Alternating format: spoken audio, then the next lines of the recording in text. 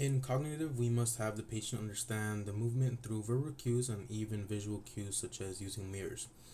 In doing so, we can promote feedback to the patient where they can clearly understand what is supposed to be done.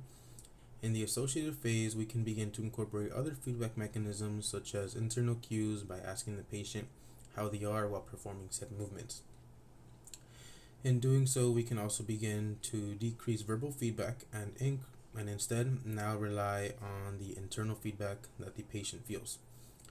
We may also begin to incorporate very small duotasking during simple movements.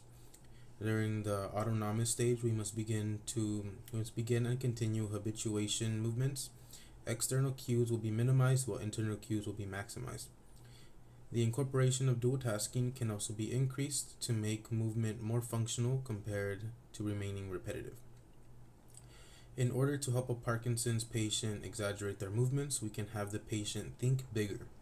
Parkinson's patients struggle with orientation of the limbs and how far they are actually moving. So instead of just listing out things such as you are at 3 inches of stride length every time we decide to have them practice gait training, we can instead just have them to think bigger steps, bigger arm sway to increase movements.